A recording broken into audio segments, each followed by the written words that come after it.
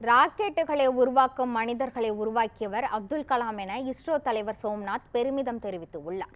கோவை ஈஷா யோகா மையத்தில் ஆண்டுதோறும் இன்சைட் நிகழ்ச்சி 4 நாட்கள் நடைபெறுவது வழக்கம்.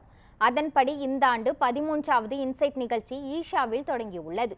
இதில் இஸ்ரோ தலைவர் சோம்நாத் இஸ்ரோவின் வளர்ச்சி பயணம் மற்றும் வெற்றிக்கான மக்களை உருவாக்குதல் எனும் தலைப்பில் பேசினார். அப்போது பேசிய சோம்நாத், ராக்கெட்டுகளை உருவாக்கும் மனிதர்களை மறைந்த அப்துல் கலாம் உருவாக்கியதாக பெருமிதத்தோடு கூறினார். மனிதர்களிடம் சிறந்த சக்தி உள்ளது என்றும் அதனை கொண்டு மக்கள் தாங்கள் நினைப்பதை சாதித்து காட்ட வேண்டும் எனவும் கூறினார். இஸ்ரோவிற்கான பொருளாதாரத்தை திரட்டுவதில் சிரமங்கள், விண்வெளி ஆராய்ச்சிகள் மூலம் கிடைக்கும் நலன்களை பற்றியும் இஸ்ரோவின் பரிணாம வளர்ச்சி குறித்தும் சோம்நாத் விவரித்தார். சோம்நாத் பேசியதை தொடர்ந்து இன்சைட் நிகழ்ச்சியில் ஆன்லைன் வாயிலாக கலந்து கொண்ட சத்குரு பேசிய போது, பாரத உலகில் மிகப்பெரிய உற்பத்தி நாடாக இருந்தது என்றும் கடந்த 250 ஆண்டுகால ஆக்கிரமிப்பு நம்மை நம்பிக்கையற்ற குணம் காரணமாக வெறும் எழுத்தர் பணிகளை தேடும் மக்களாக மாறியுள்ளதாக வேதனை தெரிவித்தார். உலகிலேயே அதிகமான எண்ணிக்கையில், அதாவது 100 மில்லியனுக்கு அதிகமான தொழில் முனைவோர் இந்தியாவில் உள்ளதால் நம் நாட்டின் தொழில்கள் விரிவடைய வேண்டும் என்றும் சத்குரு தமது உள்ளடக்கியை வெளிப்படுத்தினார்.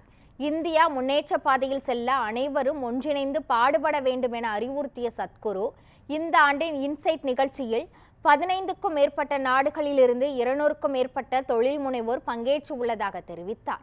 இந்த நிகழ்ச்சியில் டைட்டன் நிறுவனத்தின் நிர்வாக இயக்குனர் CK Venkatraman, Welspun living limited நிறுவனத்தின் தலைமை அதிகாரி Shrimati Deepali, tube investments of India நிறுவனத்தின் நிர்வாக துணைத் தலைவரும் சோழமண்டல இன்வெஸ்ட்மெண்ட் நிறுவனத்தின் தலைவருமான ஸ்ரீ வேலையன் சுப்பையா ஆகியோர் முக்கிய விருந்தினராக பங்கேற்று உள்ளனர்.